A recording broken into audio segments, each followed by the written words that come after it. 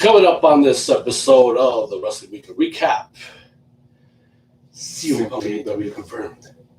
CM Punk to AEW confirmed. CM Punk to AEW confirmed. CM Punk to AEW confirmed.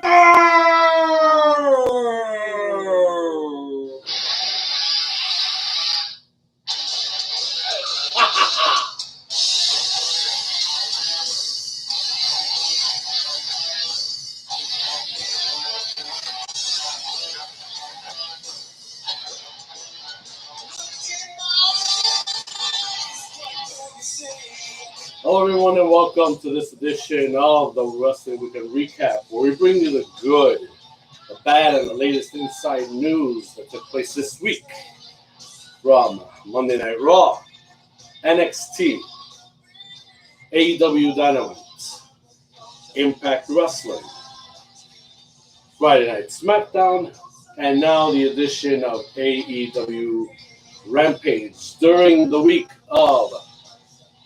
of SummerSlam, which just took place hours ago, and tomorrow night for NXT TakeOver 36. The one and only Jade, I am Ace Monex, and we bring you our infamous disclaimer, and that is that everything that we say and state is strictly our opinion, and it does not necessarily reflect the views of the platform that we're on or the wrestling companies that we talk about.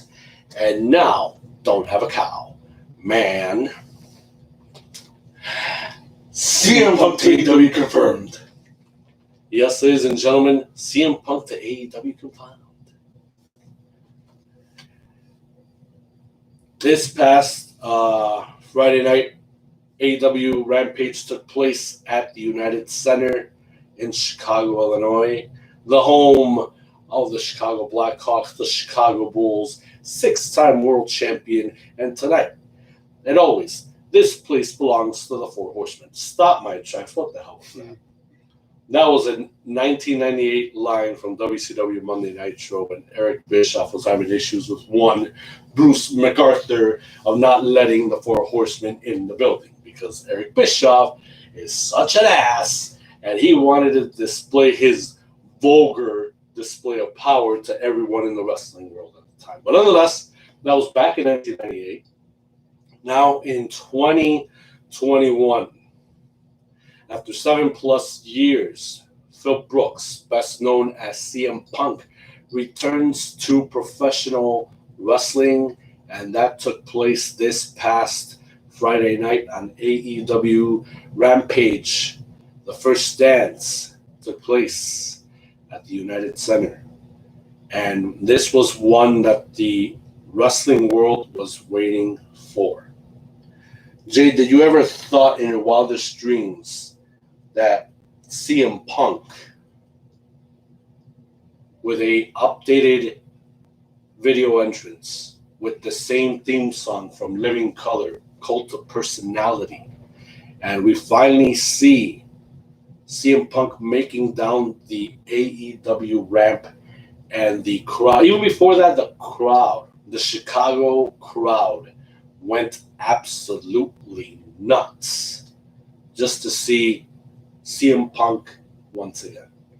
Honestly, I never thought I was just, but there was a notion inside me that told me that if CM Punk was to come back to the pro wrestling industry, my guess is that it would have to be with AEW. And last night at the first dance, it led the way. Pretty much there was approximately 20,000 people at the United Center. Their appetites were getting wet, and pretty much right there, right close to the broadcast of Rampage, right there, the speakers were playing of Cult of Personality, and there he comes after 7 years of absence.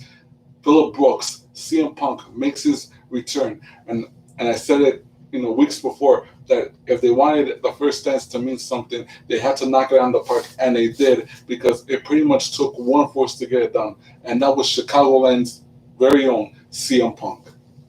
I had first stated that I think that the only way that AEW would get a huge payoff would be if CM Punk would show up at All Out. And I was completely mistaken. They played their cards right. They unleashed CM Punk at the very top of the show to start out. And I think this is CM Punk's first trip to the United Center. We don't know, but I guess from a fan's view, this is our first of seeing CM Punk at that establishment. Pretty sure he's been there for Bulls games, Blackhawks games, that type of view. It felt surreal to me having to see him there and under the AEW banner. But it was evident that if he would come back to the sport that he loves, it would be in a way that where he can represent and symbolize professional wrestling, because that's what CM Punk was always about. And it took him this long to make a decision. And he made the right move. He did make the right move to come back, because he wasn't going to do it in front of an empty crowd, or at least a crowd where it's only the AEW guys cheering on. Like if this was back at Daily's Place, it wasn't going to work there. So AEW played all their cards right, and they capitalized on having Punk come back, knowing how the Chicago crowd was so satiated to have CM Punk back in a wrestling ring. And with that, we did do a live reaction towards AEW Rampage, and we are going to play right now an audio sample of it. If you haven't caught our live reaction towards AEW Rampage, feel free to do so. It is on already on this YouTube channel, on the Ace Man Armageddon YouTube platform. Check it out. We recommend it. We give it to you uncut, uncensored, unfiltered, unscripted, as is. But also, we are going to rebuttal everything that we have said, because there is more to the story. And even beyond more, when CM Punk makes his debut appearance this Wednesday for AEW Dynamite, where he will begin to get into the story that he has begun unleashing, to telling the wrestling world of why did it took him this long to make a decision to come back. Now, let's get into the audio clip of our review that took place just last night. Let's listen in.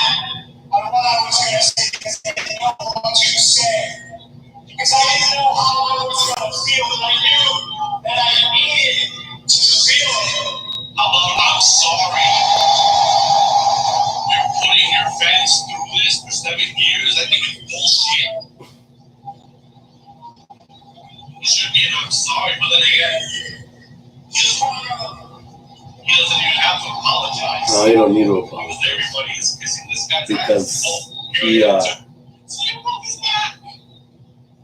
No, but in all honesty, it is about that time. It is about time.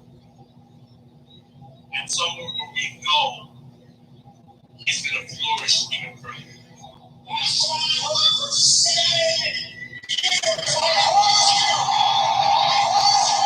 it took me this long.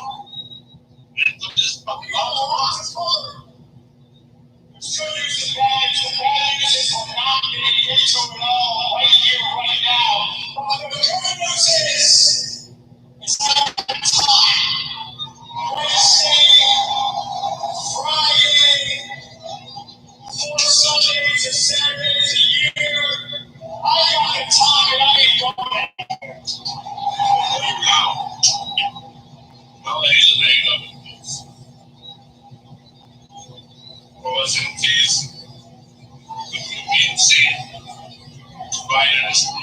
Yeah, Pro Wrestling Tees crew was seen there. Shout out to Ryan and his crew. They're awesome. Don't have to order through the internet. You just show up at their store and get the goods.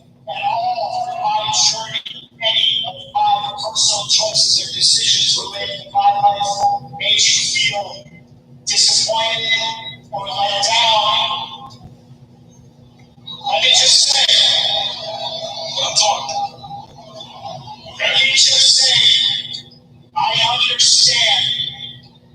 If you all try to understand that I was never going to get healthy, physically, mentally, spiritually, or emotionally, staying in the same place that got me sick in the first place. We got it. Of course, we get it. That was. You have to do what you have to do. We get it. We understand. We were all with you. He was specifying about WWE, and of course, we don't know if that audio clip actually. If you guys can hear it well, but if not, then I'm going to have to cut it there. You want to check out our live reaction towards AEW Rampage. Like I said, feel free to do so. It's already past 40 views. Thank you very much for watching it. Like I said, CM Punk coming back to wrestling is the talk of the town right now. It is the biggest news that the wrestling world was expecting to hear. And speaking of which, in just a few moments, we're going to get to the actual highlight clip of CM Punk coming back to wrestling, but for the first time ever on AEW. And like I said, AEW capitalized insanely on the fact that CM Punk is now signed with AEW, and this is going to be a major moment, no doubt. The headlines. He has made major headlines. The internet literally crashed when trying to purchase an updated classic look of the CM Punk T-shirt that is available now on shopaew.com. If I wanted to, I don't have to suffer having to go through the internet because, of course, my local store, since I'm from Chicago, is only on the north side. I know where it's located. I know where I can get it. Easy pickings. Not that it's going to be like easy access, but no, I know where to get it easily without having to go through all of that stuff. Pro Wrestling Tees is the place to be. That is pretty much shopaew.com on the internet. Everybody in Chicagoland knows that, but of course, since I mentioned it last night, that T-shirt is a hot item. Other CM Punk items already on the website are also a hot item per Shop AEW, but also CM Punk has his own personal merchandise on the Pro Wrestling Tees as well. So CM Punk is the talk of the town right now. He is back. And also we're going to get into some of the details when it comes to what has CM Punk signed into. Is it a short-term contract? Is it a long-term contract? Or, what type of contract is CM Punk under? And other things. Obviously, I haven't finished listening to the media scrum of CM Punk and Tony Khan. Obviously, there's plenty of information there. A lot of questions have been asked to CM Punk right after Rampage went off the air. But still, the talk of the town, CM Punk made headlines for AEW. This is huge in the wrestling industry right now, Jay. Yes, I mean, pretty much this pretty much has been a coup for AEW that took place last night, the first dance. Now it's CM Punk a part of the AEW roster. What else can happen? Because from now until All Out and afterward, looks like it's onwards and upwards for AEW. Because not just with CM Punk, not just with Darby Allin, not just with freshly squeezed Orange Cassidy, and the list may go on and on. But we could possibly see some other new stars possibly joining the fold of AEW, or possibly new stars being created within AEW. So In just a few moments, we're going to get into the audio highlights from this past Friday from AEW Rampage as CM Punk made his AEW debut into the Center, and we're jumping into the second segment after the commercial break. The United Center was just on fire, already having CM Punk in the ring. Of course, this had to be a surreal moment for Phil Brooks because he had no idea what would be the reaction that he was going to receive after 7 years of not being inside of a wrestling ring. CM Punk has been welcomed back with open arms in his hometown of Chicago with more reason. Let's listen. It's still funny. Wickedness, and we're wickedness. That's a very important distinction. Get back to it, but I didn't plan on what I was going to say because I didn't know what to say. Because I didn't know how I was going to feel, but I knew that I needed to feel it.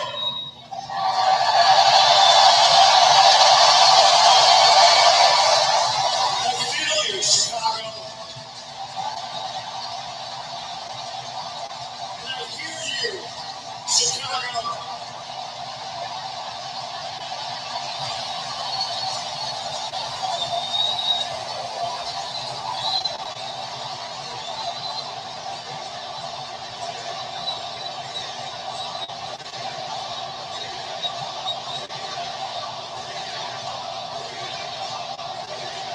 That's what I've heard for 7 years. I heard you.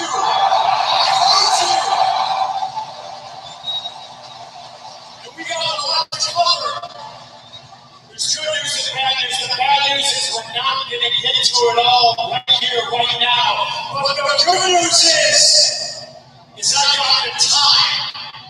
Wednesday, Friday, 4 Sundays or Saturdays a year.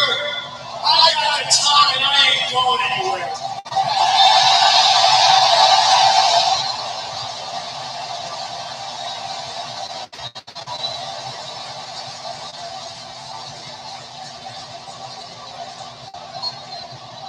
Wait, 1 second.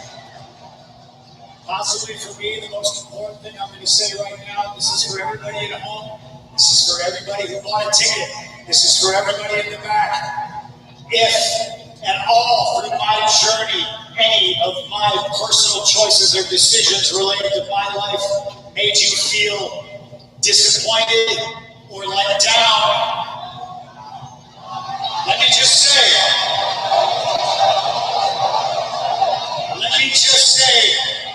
I understand. If you all try to understand that I was never going to get healthy, physically, mentally, spiritually, or emotionally, staying in the same place that got me sick in the first place. Referring to WWE.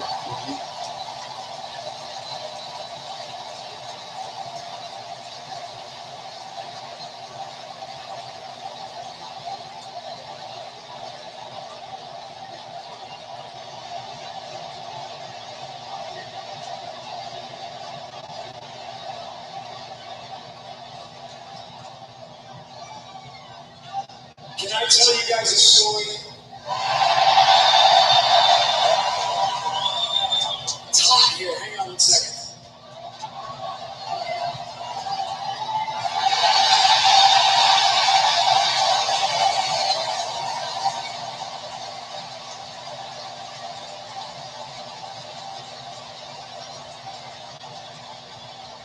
Can I tell you a story?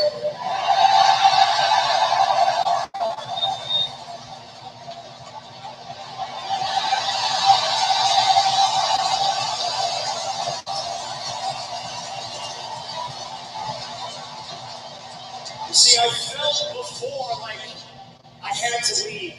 I didn't want to, but I knew I couldn't stay, and that was when I used to work for a place called Ring of Honor. August 13, 2005 was my last match at Ring of Honor, and I famously came out with tears in my eyes. And walking out here today, I now know why I was crying. There was a lot of reasons, but what it boiled down to was I had made a place where people could come work, get paid, learn their craft, and love professional wrestling.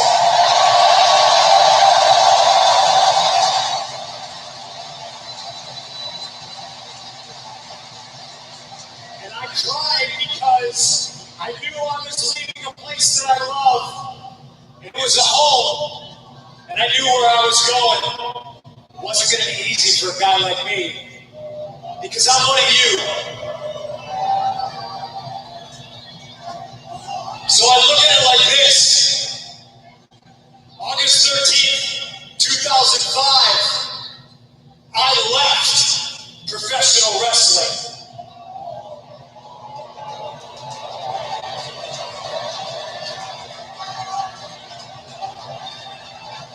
August 20th, 2021.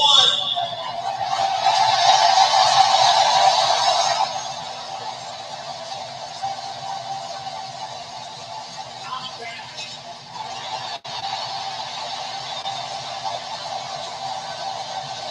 And I'm back for you.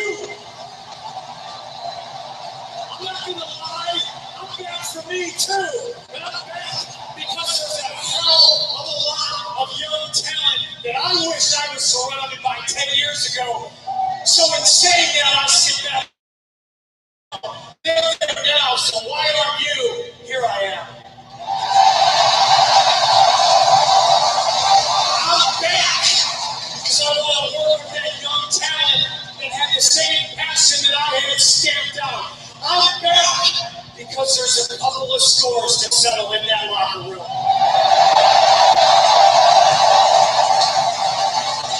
I'm back for the young guys. Darby Allin!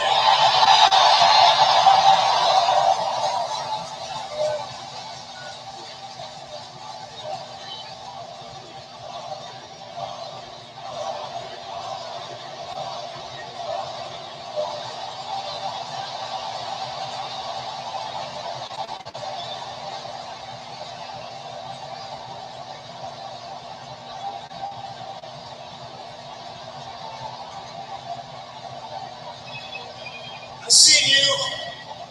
You're good. I've seen you jump out of airplanes. I've seen you wrapped up in a body bag and chucked over the top rope. I've seen you kick down the flight of stairs, and you always come back. Just like each and every person here in Chicago, you're tough. But I'm here to help. And you're the first on the list. I'm here to help you because you're a daredevil and you like danger. Well, Darby Allin, there is nothing you can do that is more dangerous than wrestling CM Punk. Except wrestling CM Punk in Chicago.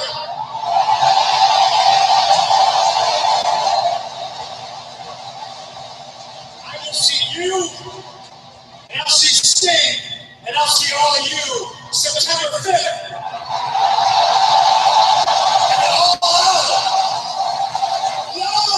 Pay-per-view.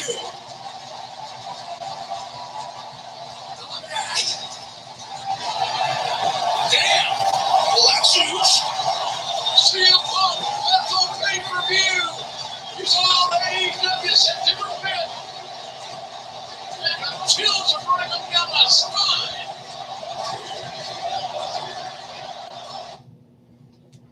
That is what took place this past Friday on AEW Rampage. CM Punk is All Elite Wrestling. And just like how I predicted, we will see CM Punk and, of course, Darby Allin even before Punk's arrival. He wanted to get it on with the best in the world, and it's going to take place Sunday, September 5th, when AEW presents All Out at the Now Arena, formerly known as the Sears Center in Hoffman Estates. A sold-out crowd within a matter of weeks still to witness probably a masterpiece of a match, a great match. Darby Allin and Chicago Land's own CM Punk one-on-one going toe-to-toe along with the Stoke card that's going to take place, and what other matches we're going to have for all other than the championship match between Kenny Omega and Christian Cage, and another match that just got added this past Wednesday on Dynamite, which we will disclose of later on during this broadcast. So that's a match I can't wait to see personally. CM Punk going one-on-one with Darby Allin at All Out. Plus, there's other matches to be put in for the card that we think might be official later on, but only that's going to happen coming up next week, because there really isn't a full card yet. So far, this is the only match that's going to take place for All Out. We know that Kenny Omega is going to defend his AEW World Championship against Christian Cage, who just won from Kenny Omega the Impact World Championship 2 weeks ago on the first episode of Rampage, which was historic. But there were rumors that it's supposed to be a title versus title match. So we don't know if that's going to happen or if it's just going to be the AEW title that's only going to be defended.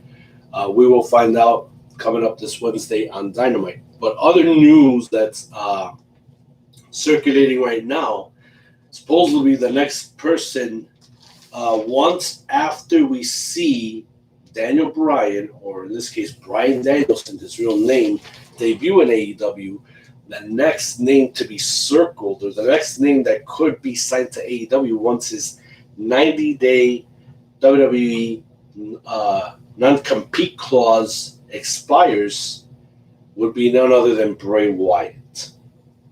So that's another name that AEW wants to capitalize on. Bray Wyatt seems to is willing to make that move.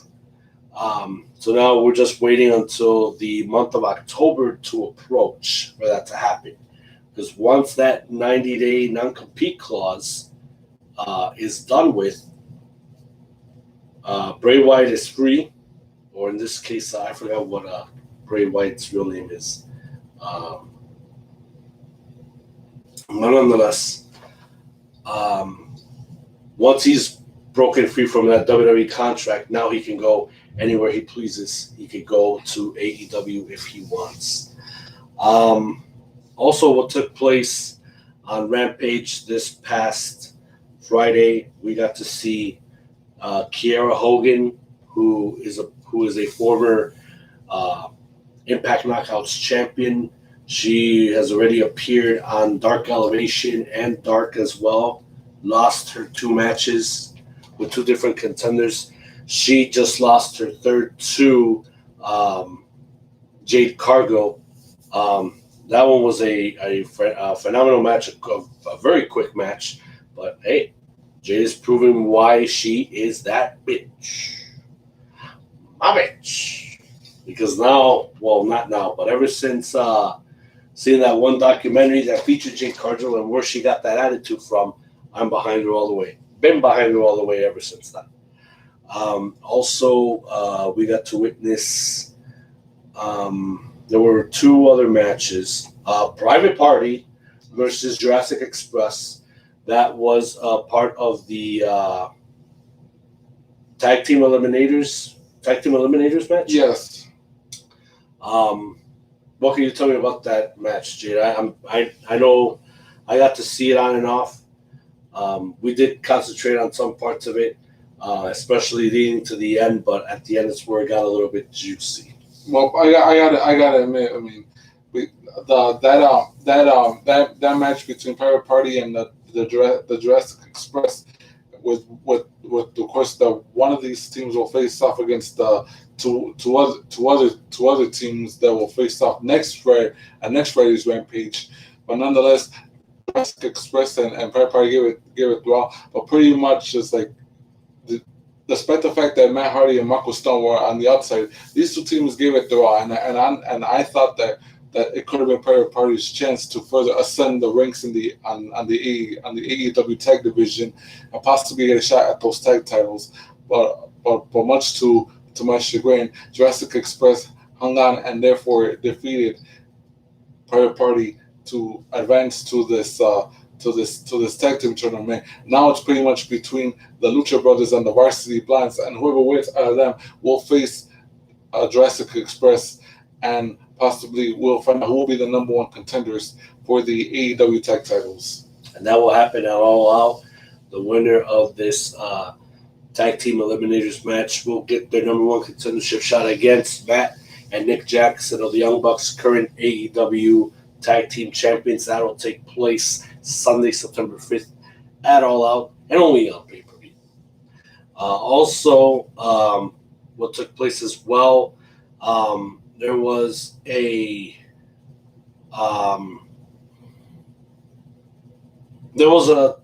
tag team match.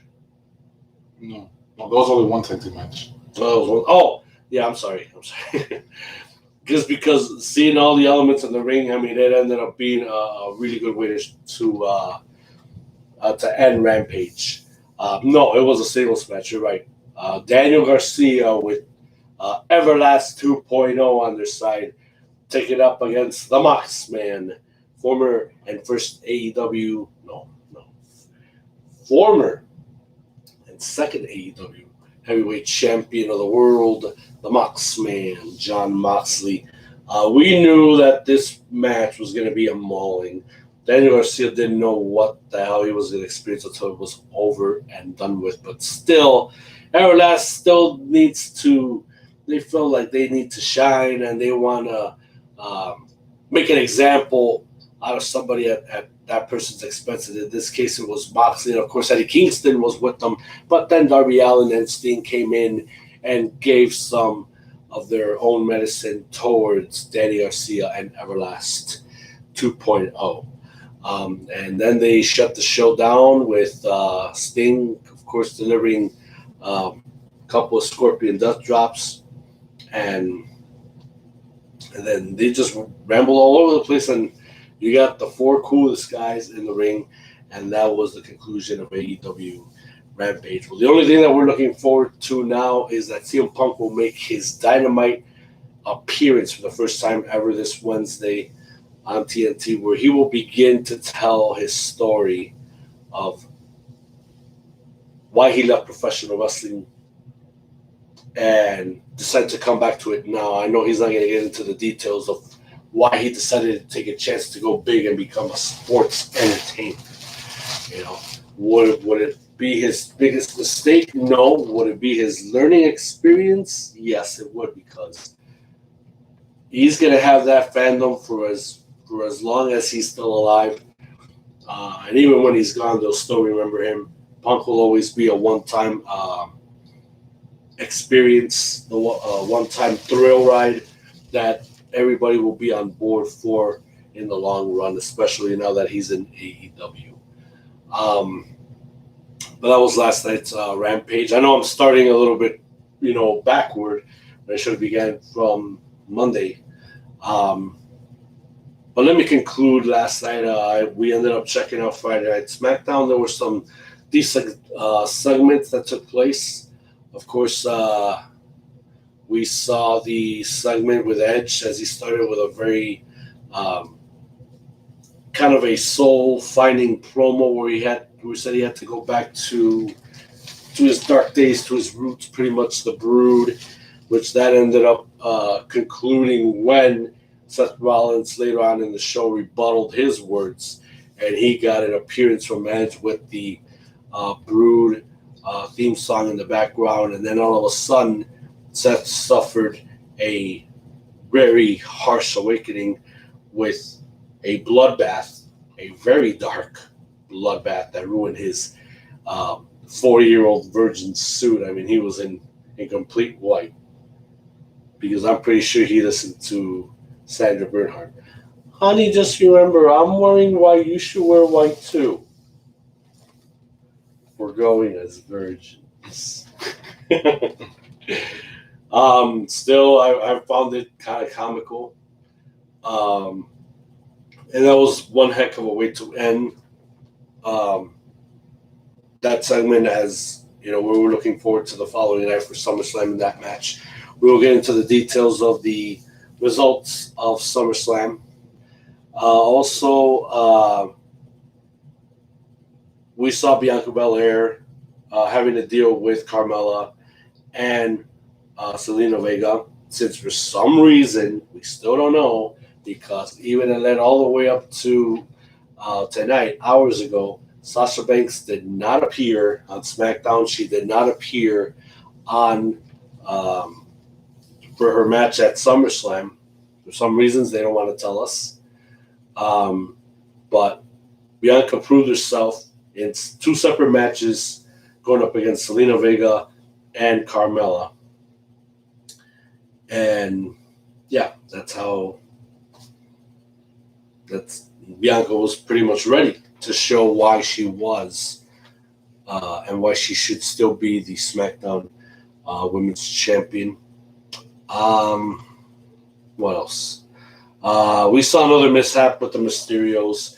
Dominic Mysterio thought that he could get away with murder twice after what he did last week to help his father win the match against Jey Uso.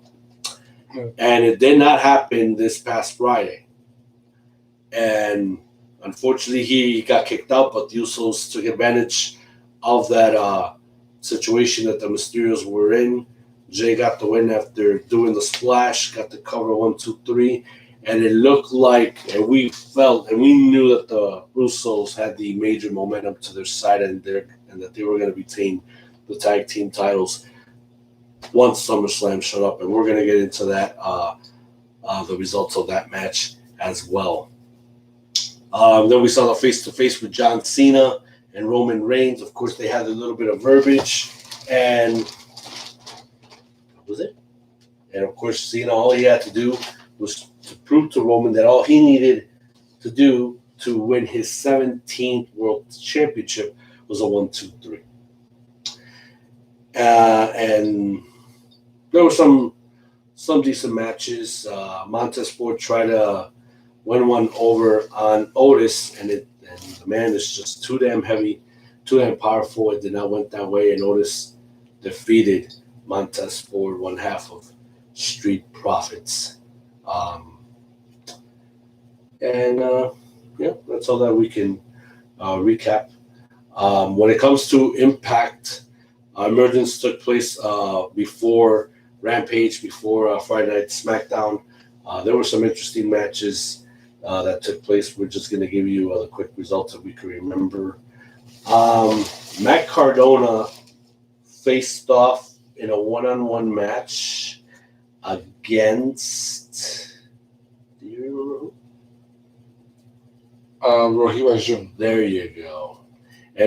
But I only caught the middle of it all the way to the end, and at the very end of it, with his girlfriend backing him up, Matt Cardona ended up defeating Rohira Jun. And of course, Shira wasn't happy about that, but he wanted to slay the former Long Island IZ, but Chelsea Green was not having none of it. Another match that took place, throw me in another one that I might remember. I don't even think you might have seen all the matches. I think I seen most of it. I'm trying to see if I can put my thing and kept on, because they had a good card. Emergence had a good card. I think there was a 4-person tag, and I say 4-person, well 8-person tag, correction. It was Decay against Tasha Steelz. Tasha Steelz. Her new girl, I forgot what was Savannah Evans. Savannah Evans. The big dude. Falaba. And his comrade. No Way. Yeah. It was No Way Jose, but not just simply No Way. So, everybody kind of interacted with almost everybody. I mean, I didn't pay much attention to it because at the very end of it all, I felt that Decay was going to win that match. There was some trippy Congo lines that Jose was obviously, because with No Way, you get that energy of you just want to live and be happy. That but when it gets to serious business, oh my God, he got into serious business nonetheless. There were some spots that I can barely remember, but at the end of it all, like I stated, Decay won their match against the other 4 people, against Tasha Steelz, Samantha Evans, Falaba, and No Way. Another match that maybe you might not have seen. The women's match, Taylor Wilde and Madison Rain. Oh, this one. This to me felt like if this would have gone way back, but I don't think Taylor Wilde and Madison Rain ever met way back when, because when Madison Rain appeared, Taylor Wilde was already gone. Back in the early days of TNA when we started watching. But if these women would have met, I'm pretty sure they would have made a lot of beautiful symphony music together. It would have been a masterpiece. But we got to see a lot go down with these two. We saw, at least I saw the upper hand more from Madison Rain than Taylor Wilde. But then Taylor Wilde got back up and she got to dominate the majority of the match also for the longevity of it. And then once it was all said and done, it was, I believe, it was Madison Rain, that one. I could be wrong. Because I didn't remember who won the end of it. But I think it was Madison Rain. But I can check in just a bit to see who won. But I felt that it was her who won the match. Because, of course, you know, she had Tennille Dashwood and she had Caleb, whatever, with a C or a K or whatever. And Taylor Wilde was just on her own. She had nobody in her corner. So I'm pretty sure Madison Rain won the match by being the cheat that she is. By having a cheater like her that she is. Another match? I'm gonna miss this one. And I'm not saying much of it, but I'm gonna go with the X Division Championship. Jake Something and Josh Alexander. Oh, these two, man. These two guys, they just went at it back and forth. Josh Alexander stood up to the task. He wasn't afraid of Jake Something. He went all the way to school with him. And these guys, they were just pounding each other like, damn it, man, they got as physical as they can go. You know, Josh Alexander has big balls, man. He was not intimidated. He was not afraid of Jake Something. They took it all the way to where it was at the point where only one of them had to survive. But to my respect, Josh Alexander still made it through, and I don't recall if the X Division title was even on the line. But if it was, I don't know. Josh Alexander pulled through and he defeated Jake Something. He was up for that task. All right. He got that done. All right. Another match. The next tag match, it was the Homecoming Royalty. The Homecoming King and Queen, the Drama King, Matthew Reinhold, and Tasha dos Campeonatos. Mm-hmm. I mean, Diana dos Campeonatos. The Virtuosa Diana Purrazzo, 2 belts. She got herself, of course, the Knockouts title and Reina de Reinas from AAA that she just captured in that AAA event where Kenny Omega was defending his AAA Mega title against Andrade. They took on the team of Melina and Trey Miguel. It was a real treat to see these 4 actually get it on. Trey Miguel, being the fast, quick-witted guy that he is, and then seeing the big body of the Drama King of Matthew Reinhold. I mean, it was just something, but they really gave it to each other like nobody else's business.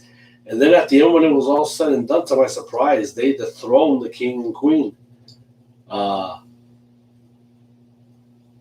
Melina and Trey Miguel, I believe they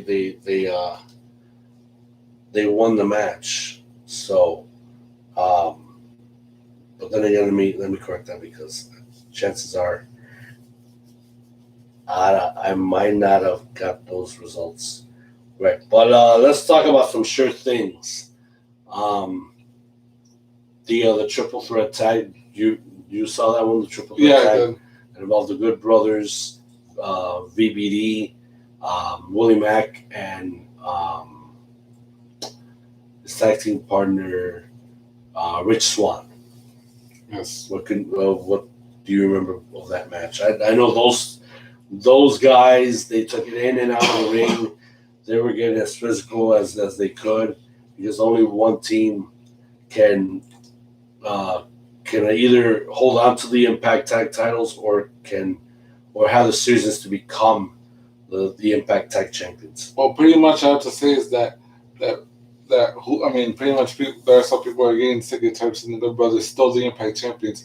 So it pretty much Eric took it upon himself and told his guys of anybody design said we got to get those tag belts back. But at that point, that was their Rich Swann to Willie Mack say, why don't we become Impact Tag champions? And that's what led to last night at Emergence when these two teams got it on for the Impact Tag titles, and there were tags back and forth. The intensity was rising, and you got to give it up for Rich Swann and Willie Mack for trying, as well as Rhino and Joe Doring of Violent by Design. They did everything they could, but you obviously cannot underestimate. Like I always said before, you cannot always underestimate those that is. Well, I might as well say Bullet Club trade, because they saw that open window. Carl and Luke saw the window, and they took advantage, and that's why they are still the Impact Tag Team Champions. Okay, and the Good Brothers still pull after so much physicality with all those guys inside. Carl Anderson thought smart and got a roll up on one of the guys and still retained the tag titles.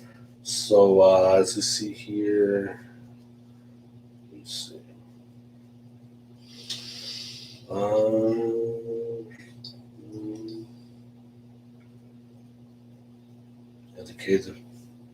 The K won their match. Okay, who were we wondering?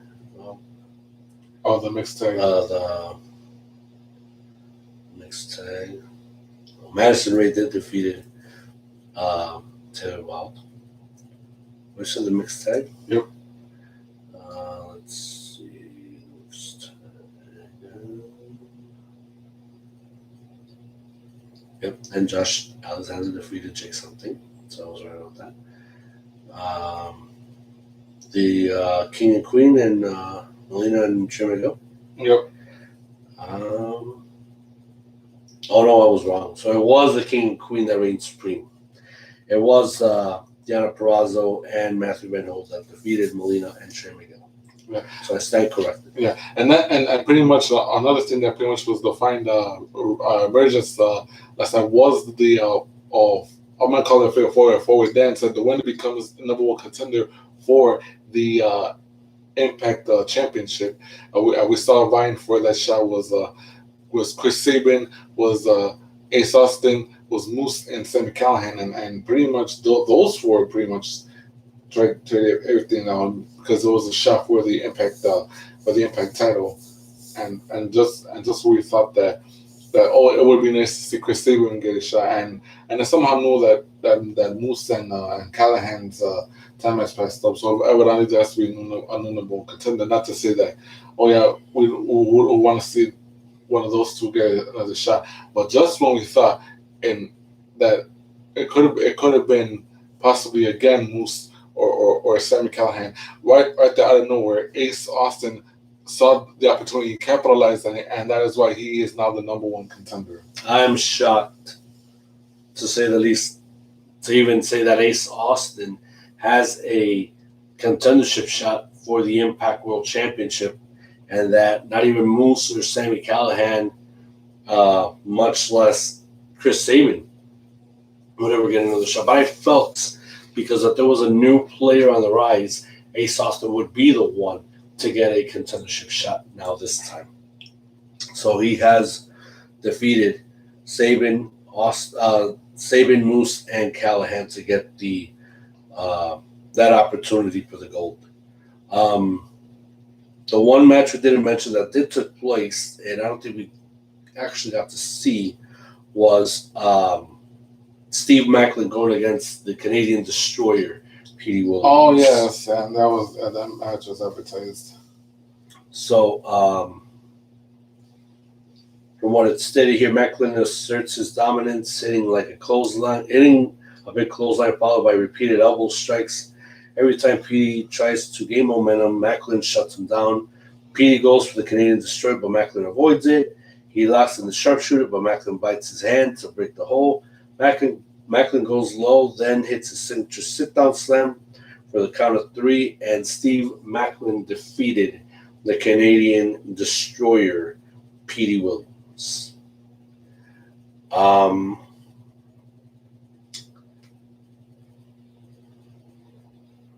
Okay. So that would be all of the matches before we get to the main event.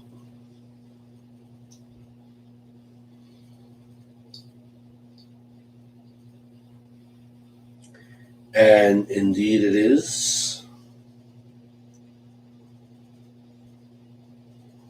The Impact World Championship was defended for the first time ever. And before that, Christian Cage, on his own power and wisdom, decided to retire the TNA World Heavyweight Championship so that Impact would be the only title in town that people know what to focus for and what to obtain once it's all said and done. So Christian Cage defended with pride and joy the Impact World Championship against the number 1 contender, Brian Myers. Brian Myers, he gave it everything he had, but Christian, obviously the veteran, knew the capabilities of one Brian Myers, and even having Sam Beal interfere, and all that was just done in vain, to be honest. And then at the very end, of course, we all know, still the Impact World Champion, Christian Cage. He is completely focused. And, of course, he is the fighting champion that Impact needs right now. But, of course, Christian will be absolutely fine if he ever gets defeated for the championship, as long as it'll be an Impact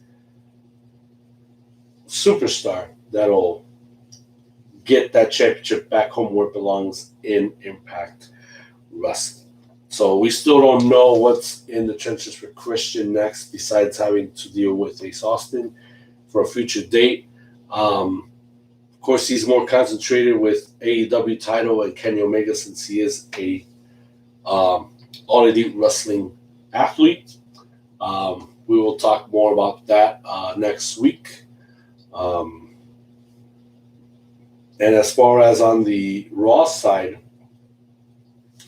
the only thing that was just stood out was obviously 2 segments. Randy Orton still did not want to bring RK Bro back. Matt Riddle tried to talk him within his power and belief that they should stick together. But Randy Orton went off, and of course, before that, AJ Styles and Omos decided to show up. And just when Randy walked away, it was Riddle against AJ Styles. Yes.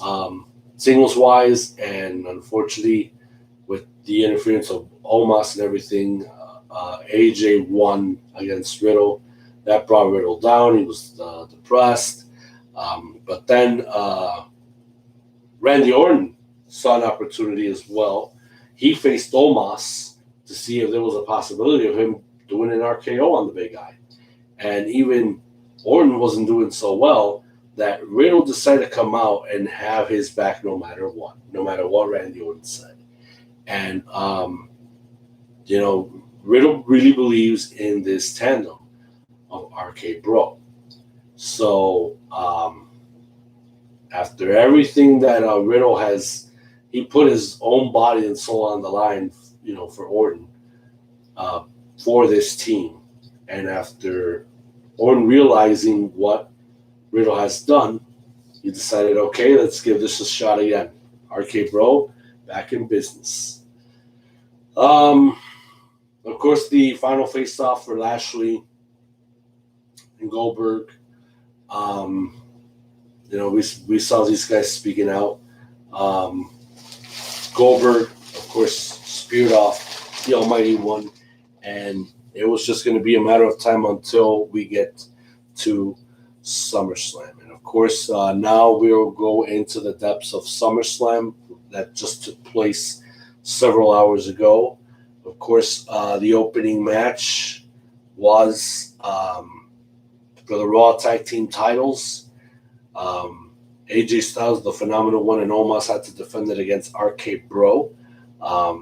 We got into that one a little bit late, but what we saw was just pretty much the middle and the end. And something told us that in order to seal their validity, RK Bro had to go into this one at all costs to defeat the current tag team champions for them to become the new Raw Tag Team Champions, and that's exactly what they did. RK Bro are now the new Raw Tag Team Champions. The second match that took place, do you remember what it was? Mm-hmm. Which was? Especto Bismarck versus Miss Bliss. Yes. Alexa Bliss went on against Eva Marie. I felt really skittish about that match. As you all know, I got no love for Eva Marie. Personally, professionally, none of that because she's fake all around. But nonetheless, that match very left little to be desired. But at the end of it all, Little Miss Bliss defeated Eva Marie, and that was that. Moving on. The third match that took place. I think it was the SmackDown Tag Titles. I think it's because with so many matches, it's gotta find a way to keep track. Okay.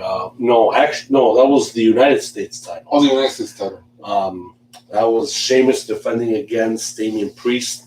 Both of these guys, they were ready to tear each other up and knock their heads off completely. Damian Priest had the match dominated for a little bit until Sheamus just found an open window and he dominated the match against Damian Priest as much as he could. But then when it came down to the very brunt of it, Damian Priest was not going to give up. He had to find somewhere somehow until he finally, at one point in the match, joined the protective face mask from the Celtic Warrior, and from there he proceeded to give some kicks, punches, and all that until he finally hit the lights on Sheamus. We saw a new United States champion in the Archer of Infamy, Damian Priest. Now we move on to the SmackDown Tag Team titles. The Mysterios gets another shot at the Usos, and it felt like a little bit more of the same, but obviously the tactics were as Dominic was in the majority of the match. Usos kept on tagging back and right, left to right, back and forth. They kept Rey Mysterio out as much as they could to focus on Dominic, break his spirits, get him to think negatively. But that kid has just too much heart and soul to give up. Had Ray finally come in, and he was all over the place with Jay and Jimmy. And then just when I felt Dominic kind of took a negative step back and focused on the outside with Jimmy, that really led to a negative place right there. And even Ray saw that Dominic got affected, having to be power driver or whatever on the outside. That took Ray off of his concentration rocker. That got him be in another place until Jimmy seized the opportunity to super kick him after so many super kicks before all of that, and finally got a splash. He did a splash on him earlier, but the second one really was effective. Got the 1, 2, 3. Usos still retain the SmackDown Tag Team titles. And the next match would be?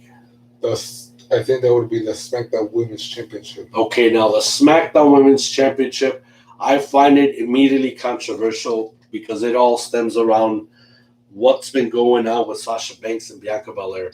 There's been reports of them supposedly that their match was going to be in jeopardy, but then all of a sudden they got cleared. But then Sasha Banks didn't show up this past Friday on SmackDown. She didn't show up tonight at SummerSlam. What the fuck has been going on? We don't know. It was a card subject to change. It was a disaster at the last minute. Supposedly the replacement was going to be Carmella, but then in a frozen time and place, it was like shock and awe. We saw the return of the man, Becky Lynch. I was thrilled. I was happy. We all wanted this. I wanted to see her again. I wanted her to come back to the ring and kick ass like only the man can do. And she took care of the garbage. She took out Carmella, laid waste on her, and she came back into the ring and challenged Bianca Belair for the SmackDown Women's Championship. Bianca accepted, and it was a very quick fight. It was a really quick-witted match, and a 1, 2, 3, and just like that, out of nowhere, Becky Lynch became the new SmackDown Women's Champion. Now, I had an issue with that earlier on, and if you guys don't believe me, we have done a live reaction towards SummerSlam hours ago. Feel free to check that out, especially for that Angle match that was supposed to be Sasha Banks and Bianca Belair, but it ended up being Becky Lynch versus Bianca Belair for the SmackDown Women's Championship. I don't know if it was management, the creative team, or both, but this angle sucked ass. But let me make it clear. I have nothing against Becky Lynch being a SmackDown Women's Champion. I have nothing against that. I am a major fan of Becky Lynch. I've always loved how she reinvented herself after leaving NXT. I followed her from her last days in NXT until she became a main roster player. I knew she was going to be a major player. She became a women's champion. She was a Raw women's champion. She was a SmackDown women's champion. She was Becky 2 belts, for Christ's sakes. And until she found this gimmick, the man, based off of Ric Flair, and in a poke towards the Queen, Charlotte Flair, I was all for that. That's when I knew Becky Lynch finally arrived. And, I'm such a fan of hers. I love what she does. I love how she works the crowd up, how she gets the crowd to rile up when it comes to seeing the presence of Becky Lynch already in the ring, outside of the ring, how she makes her entrance to the ring, how she starts kicking ass in the ring. Doesn't matter against who. I am a Becky Lynch fan through and through. So nothing against Becky getting the SmackDown Women's Championship. I just hate how management did all of this. It felt like all of this was last minute. It was poorly undone. I don't know what the fuck the WWE is doing, but this is already getting absolutely stupid. And we don't know if Bianca losing the championship is punishment, but I feel that it is. On whatever the heck is going on with the situation between Sasha and Bianca, of why they were about to lose their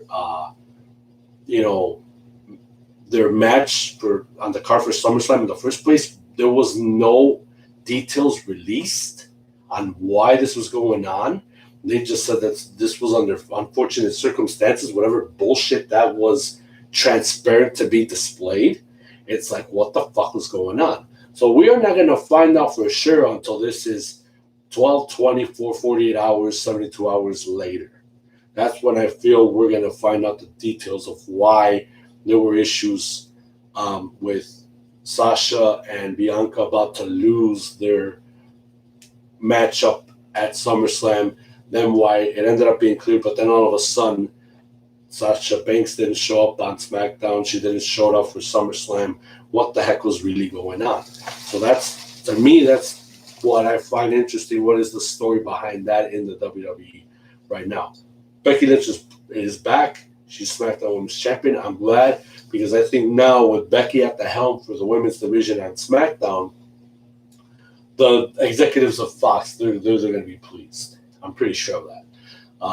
But whatever happened with Sasha and Bianca, what was the reason why they were almost at the verge of losing their spot at SummerSlam?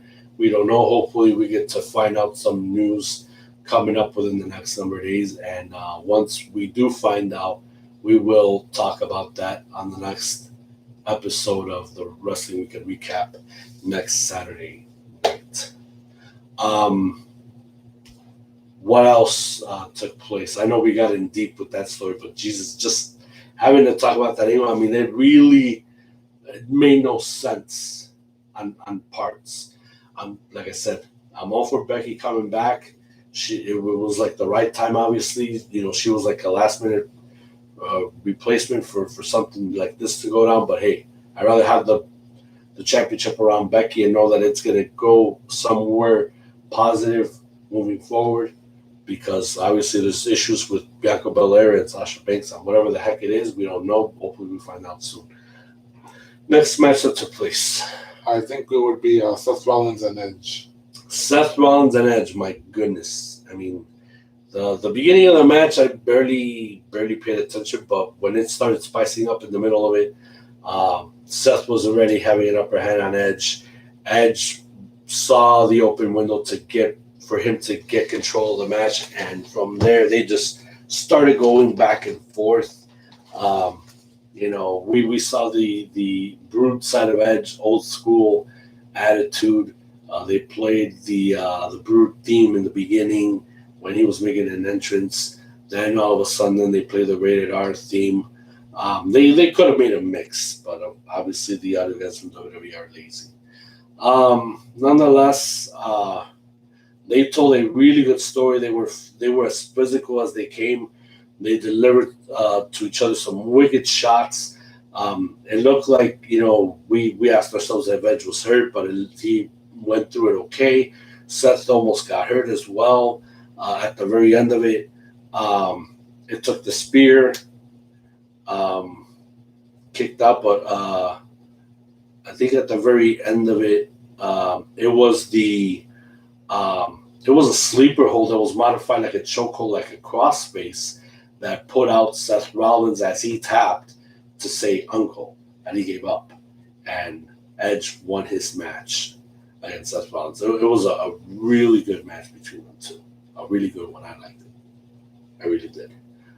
Next match that took place. Triple threat for the Raw Women's Championship. Now, I felt that this one was the very physical, the made-up session for what, unfortunately, the SmackDown Women's Championship lacked luster on, as far as, having to be done with quick and physicality. No, this one was as long as it took, and it was enough time. They played it out beautifully, but in our shocker, here we wanted Rhea Ripley to become the Raw Women's Championship, to be the Raw Women's Champion again, and it did not went that way because Queenie was so damn determined and was athletically fit to prove to the world of why she is deservingly the Raw Women's Champion again. I forgot what number. 12. That was her 12th time being the Raw Women's Champion, being the Women's Champion in general. So Charlotte Flair, once again, Raw Women's Champion. And after that, the World Championship, I would say. the last two matchups involving the main championships. The first one was Goldberg against the Almighty One.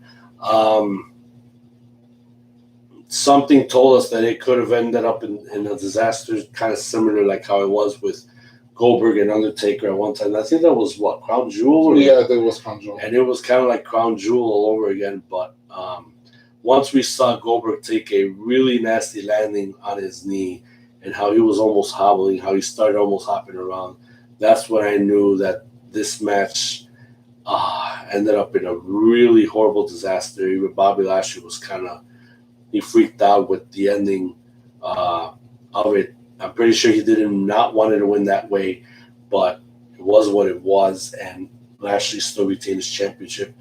What I despised out of the Coward was the fact that he had to whack Goldberg numerous times with the steel chair, and it was enough, but he kept on whacking the guy on the injured knee that he suffered. It was his left knee, just kept on whacking more than once. I mean, it was sick.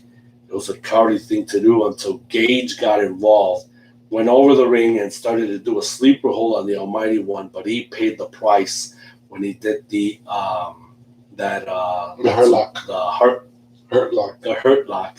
That submission move. And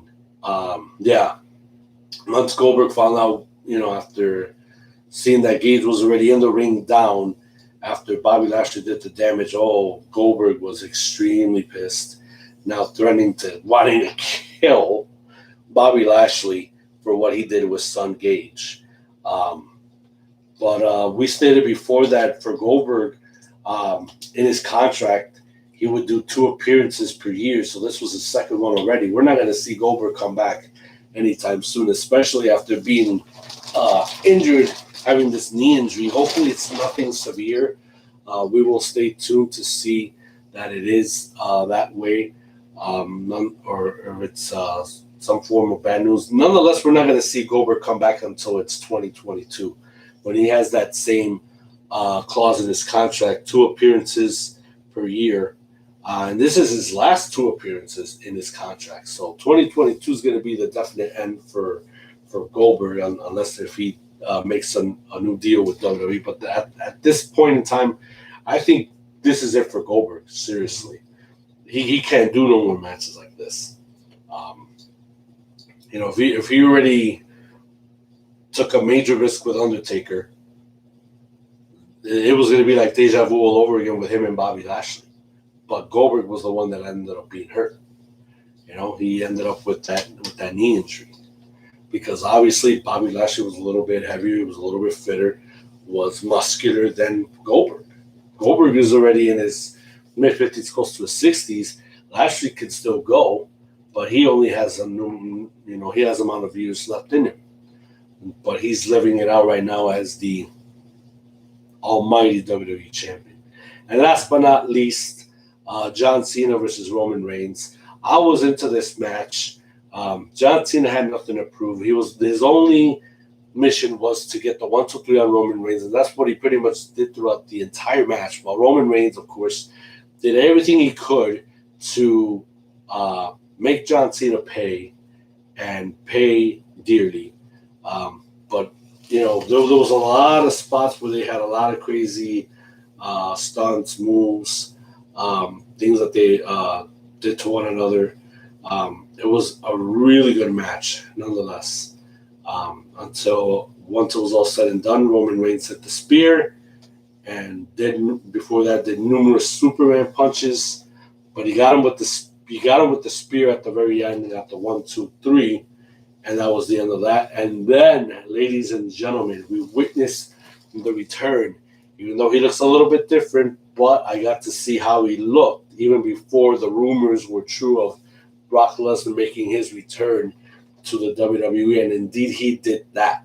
He returned tonight at SummerSlam and did a heavy stare down face-to-face with Roman Reigns, with the head of the table still the Universal Champion. So the one thing that I was disappointed with is that we could have seen something go down. They could have finished this year's SummerSlam on a really high note, and they did not do that. I was disappointed in that.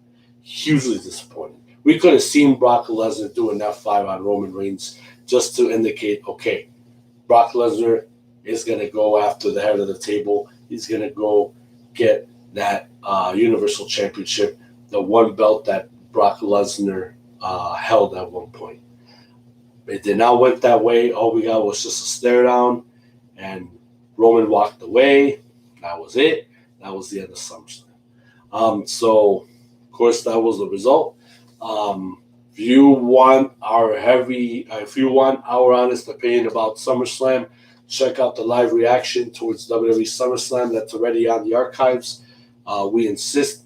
Also, like we mentioned before, if you want to check out our opinion on the live reaction of AEW Rampage when CM Punk finally debuted for AEW, feel free to check that out as well. It's on the archives of the Aceman Armageddon channel as well. I think we just covered everything. Yes, we did. Except for NXT. So, we know that TakeOver is going to be tomorrow night. What we can remember about NXT that took place this past Tuesday, of course, I'm going to throw it in no perfect order. We got to see a backstage interview with the current NXT Women's Champion, Raquel Gonzalez, and Dakota Kai. With the Big Mommy Cool and Pink HBK. They had verbal exchanges, but I felt that both women held their ground of what they want to accomplish here. Raquel still wants to dominate, still wants to retain the NXT Championship at all costs. Dakota Kai wants to make a name for herself finally at the expense of her former best friend and wants to become the NXT Women's Champion. Not to say that Dakota Kai doesn't deserve the opportunity. I was always for her change to be the villain, not the going from villain to from babyface from babyface to villain. Ever since we witnessed that years ago when TakeOver Chicago took place in that War Games, that women's War Games, we were in shock and awe. But at the same time, it's like, yes, we were begging for something like this to happen. That way, Dakota Kai can get an opportunity to unleash herself the right act. And it was going to be a stepping stone for her to one day become a future NXT Women's Championship. Now the question is, can she defeat her former best friend? We're going to find out tomorrow night. Also, Adam Cole, Kyle O'Reilly, that's one match that we're definitely looking forward to seeing. The fact that these guys have, ever since Adam Cole backstabbed the rest of his former pals in the Undisputed Era, obviously the one guy that became, the shadow of Adam Cole and can't get rid of him was obviously Kyle O'Reilly. So Kyle O'Reilly made it clear that he's going to go after Adam Cole for backstabbing him, because he thought that would be his brother for life, and that was not the case. So he's got an agenda. He's going to put Adam Cole out of his misery, and we'll see if that happens, because they're going to have 3 different types of matches that these two guys are going to do. They're going to go for a traditional match first. Then they're gonna have a street fight, and then if necessary, if it's a one win apiece, then it would be a steel cage match. So I believe they're going to go through all 3. I really believe they're going to go through all 3, and we will see who will reign supreme. Now, after this, as you all know, Adam Cole, his contract will expire once NXT TakeOver 36 is done with. Now, we've heard that Vince McMahon wants Adam Cole to be elevated into the main roster, whether it be Raw or SmackDown, if the creative team has something for him. Up to this point, we haven't heard anything. So Adam Cole is not going to sit on the windowsill and cool off. No, sir. I know Adam Cole. He is going to go where the action is. He knows where he could be sizzling hot, if not on the WWE main roster, which at this point it's like, why even be ruined? But at the same time, if they do use him properly, I'm pretty sure he'll go all the way. But at this case, it's like I wouldn't even trust their creative team, to be honest. I would just have Adam Cole join AEW, to be honest. But that's me. That's my opinion on that. Also, as we're on the topic of NXT, of course, the main event that should have been displayed on NXT UK, they decided to bring it to the States because it is going to be a major draw. Walter, the leader of Imperium, will defend his NXT UK championship against Ilya Dragunov. I said it right this time. Yes. I pronounced it right this time. Ilya Dragunov. I mean, I seen their first match in NXT UK for the championship. My God, these two they couldn't be any more physical than I've ever seen them in my life. Trying to finish off one another just to see who would be the last one to stand tall with that championship. And at the end, it was Walter. It was Walter who stood strong, not only for him, but for Imperium. And I believe in the talent of Ilya Dragunov. I really do. Because this guy, he could stand and go against all comers, especially the biggest one, and that was Walter. And my God, I'd never seen anything so physical, so with such raw emotion, with such intensity, man. I expect the same level of all those three sensations, plus more, once TakeOver comes to tomorrow night. I really do expect that.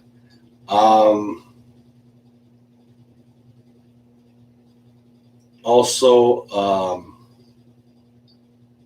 LA Knight. We see how much of a jerk and prick he's been lately when it comes to having Cameron Grimes as his butler, and Ted DiBiase's not that far, but obviously Cameron Grimes has a chance to redeem himself, to leave that role for good, if now the ante has been raised up a bit. They're going to get it on again for the $1 Million Championship, but the stipulation is now, if Cameron Grimes loses again, this time, Ted DiBiase will be his butler. So LA Knight will have not one butler, but two butlers, Cameron Grimes and Ted DiBiase, while he still is the $1 Million Champion.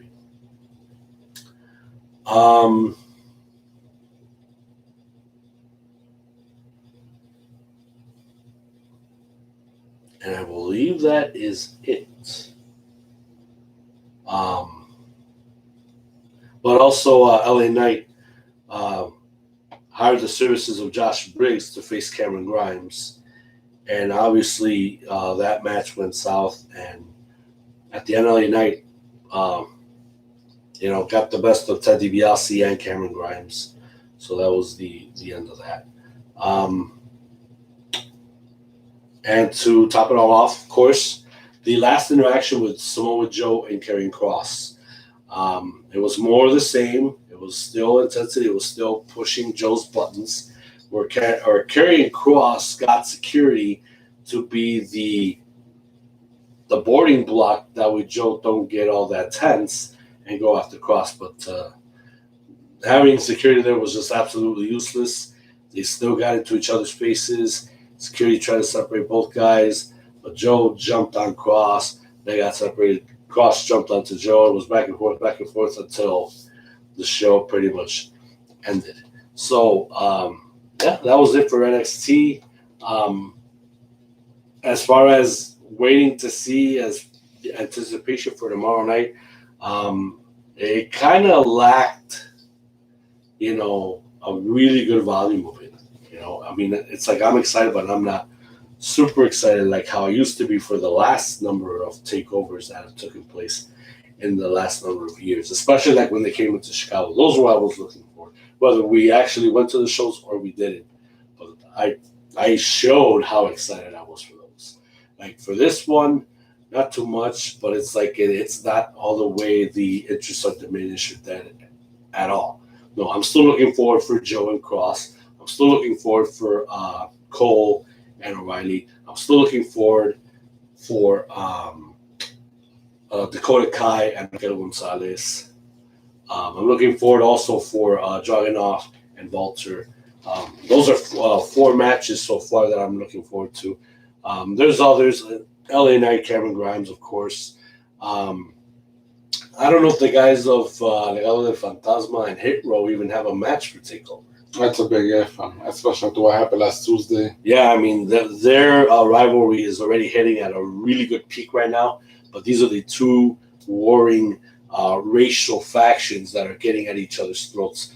One for being, of course, hip hop and down and the slanging and all of that, while Legado, of course, chingones mexicanos de la madre, and showing what they're good at athletically. And even if they have to go through cheating ways, just like I know Hit Row would, but Legado could also do it with the best of them as well. So, nonetheless, tomorrow night we will still do a live reaction towards NXT TakeOver. Now, for that, we will not be doing it live precisely at 7 o'clock. We're actually going to be doing it on the replay hour, which will be at that point, I believe, anywhere from 10:30 Central Time or 11 Central Time or 11:30 Central Time. Any one of those hours, we are going to do that live replay at that point. Unless, if there's an opportunity to do it precisely when it is exactly live at 7 p.m. Central, then we will give you guys a half an hour update, and notice to say, hey, join us. We'll do a short and say, hey, join us at 7 on the dot for when we do a live reaction to NXT TakeOver 36. But originally on the schedule, we will do this for the replay, which should be anywhere from the 10:30 Central Hour to maybe the latest 11:30 Central Hour. So that we will definitely do the late replay live reaction for NXT TakeOver 36 because we know they're going to replay it normally on the network, but on Peacock we've seen that they did the replay for these types of events as well.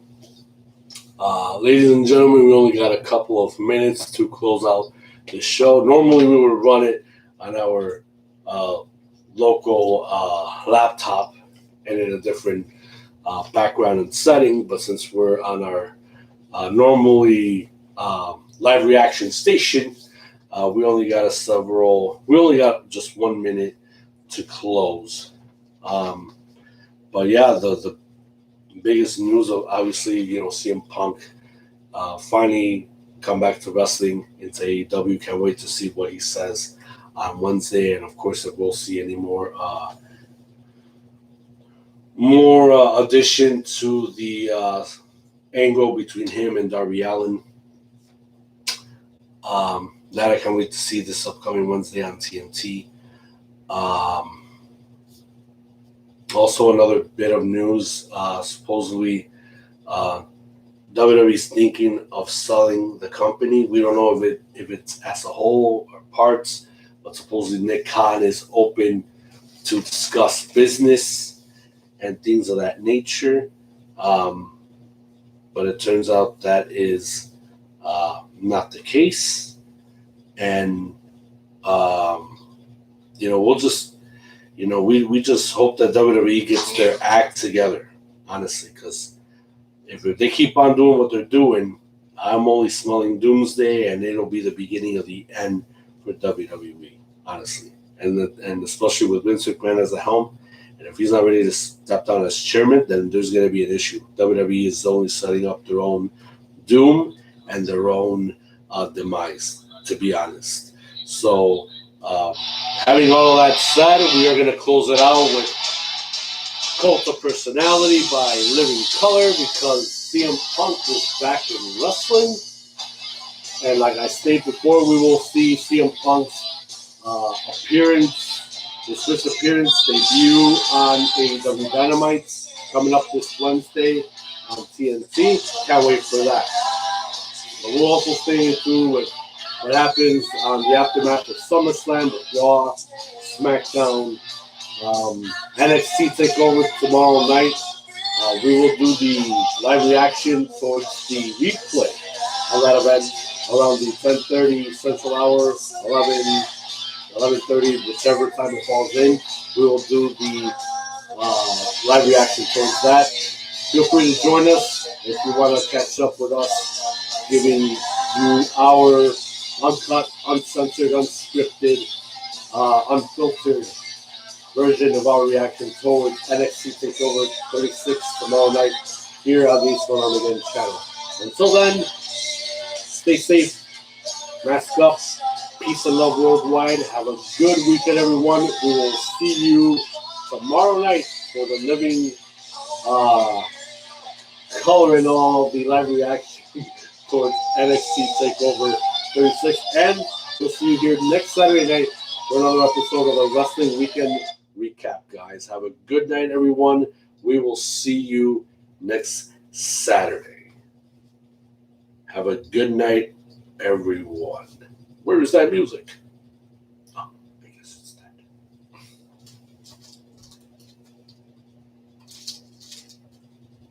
That's a wrap.